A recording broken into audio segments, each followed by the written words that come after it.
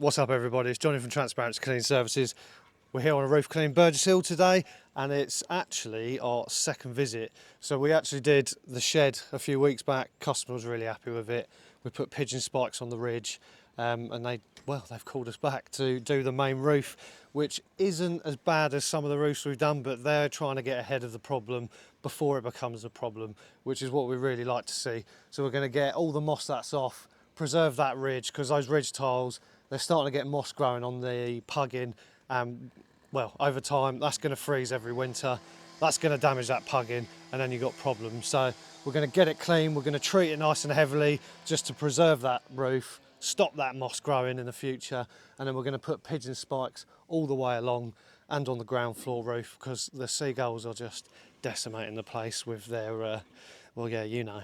So we love Mother Nature, but at the same time, it's a viral hazard, all that bird muck, so the customer's not happy about it. So we're going to just get the spikes up and they can just go sit somewhere else, and it'll look nice and tidy and all flush and straight. So yeah, we're going to basically go through the process today, because this is a soft washing roof process.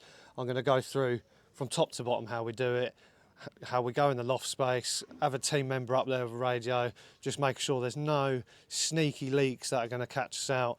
You know, if you're ever getting a contractor in to do your roof, it's so important to have someone in that loft space. It's pretty serious, because if you don't have anyone up there, how are you going to know if water's leaking in somewhere? You just won't know, and that's a really bad day at work and a really bad day for you if you hire someone and then they flood the loft, and then your ceiling bows. Oh, it's not a good place to be.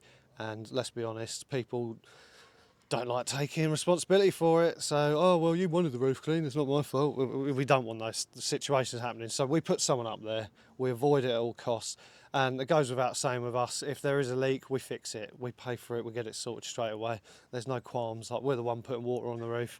If there ever is an issue, we get it sorted ASAP, and that's why people come to us, because they trust us. But yeah, thanks for watching. Let's get this started, see how it goes, and yeah, try not to get sunburnt. Oh yes, and just to show you what we did previously, please excuse my shiny face. I've got loads of Factor 50 on, because I do not want to get wrinkly when I'm old. It's inevitable though, right? But yeah, so if we look over here, that is what we did. So that roof was actually a lot worse than the house roof, and it was decimated in bird muck, so we gave that a good clean. I actually did a video on it, just talking about the different types of tiles that you can, soft wash, the ones you shouldn't. But yeah, that's come up really nice. The spikes are looking nice and tidy.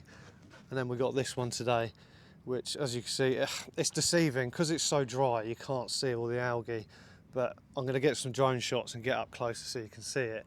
But there is actually a fair bit on this side. It's always the north facing side because of the sun. You usually find the south facing side isn't as bad, and that is the case on this roof. But yeah, let's get on with it. So we're up in the loft now, and like I said earlier when we were outside, it's really important, if you have a contractor over, someone's up here, keep an eye on this loft, because this is like the perfect conditions for roof cleaning on this particular loft. The lining's brilliant, the tiles are fresh, you're not going to have any issues. I mean, we're still up here because we're overly cautious, because that's what we do, but a lot of the time we're cleaning roofs that are decades old, and you're going to get drips, you're going to get leaks, and you need someone up there just to catch it straight away. We've got my radio up here, so if there is a leak, I'll just straight onto it with the team.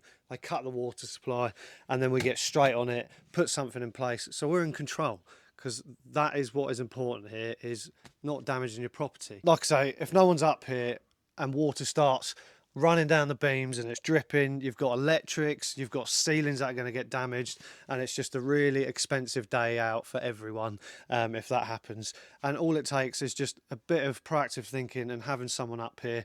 It does cost a little bit of money on labour, because you've got to have someone up here, but it can avoid a massive uncomfortable conversation when your ceilings collapse. So yeah, if you're going to get contractor in, have them up here. And if a roof cleaning company's like, no, you don't need someone up here, I would avoid them, because it's negligence, and I strongly don't advise to be using people that don't have a contractor up here. It's just sensible. You're putting water on a roof, 9 times out of 10, the pugging's gone on the ridge tiles because it's 30 years old. Water's going to find its way in sometimes.